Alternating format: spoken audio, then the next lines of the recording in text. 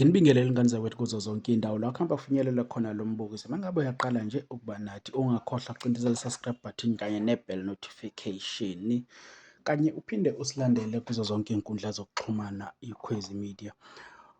Namhlanje sikuphathela udaba olubuhlungu olushiye abantu bedidekile ney'nkulumo mpikiswano ey'ningi kwi-social media ngemuva kokusabalala kwey'thombe zomculi kamaskandi okuthiwa uBobo, umfana wepiki, insizwa eyaziwa kakhulu ngokuthi yayigida kumgqumeni, igida iphethe ipiki, kepha manje bese ewumculi nje ozimele owaziwa ngumfana wepiki.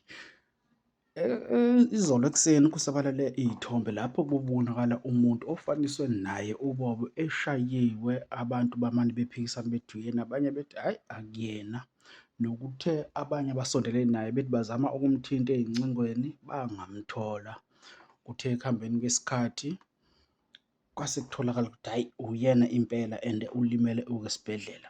Naku-ke okuthiwa kwenzakele, kuthiwa uBobo uney'tende eKlagiso lapho aqashisa khona, njengoba sazi ukuthi ubebuya kubeka endimeni yamatekisi ngale komculo kamaskandi, abuye aqashiseke ngey'tende.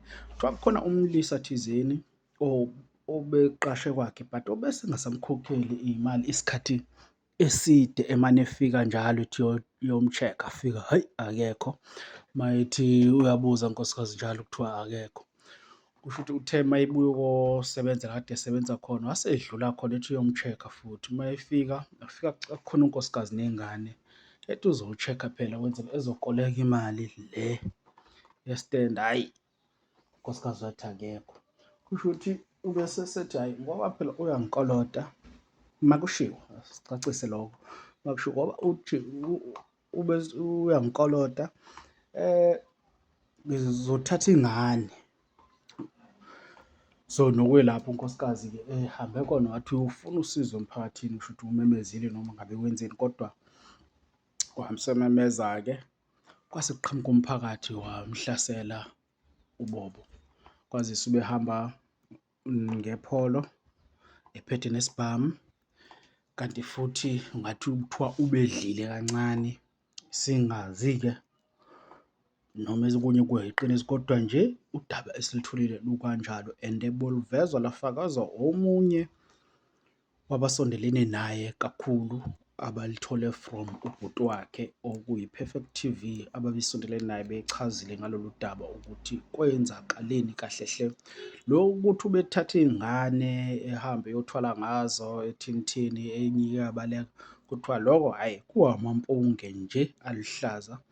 So, uBobo-ke njengamanje umphakathi kusho ukuthi umgandaganda ngamatshe, walimala kakhulu ekhanda, kuthiwa usesimeni esingesihle esibhedlela.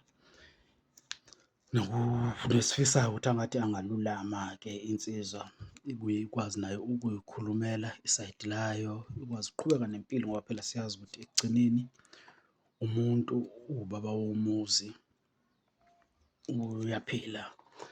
Ey'nkundleni zokuxhumana-ke siyazi ukuthi emasontweni angamingakho edlule uye wakhipha i-statement lapho beveza khona ukuthi uvalelwa ukhuzani umfo kaMpongose.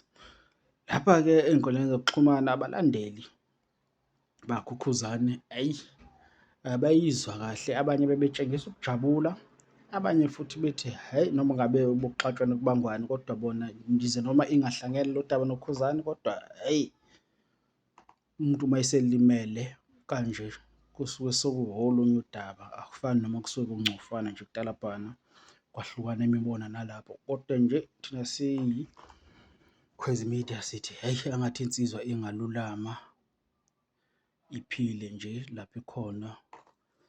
Siyabonga. Asike sihlangane ku-comment section sive uvo lwakho ukuthi wena uthini ngalolu daba.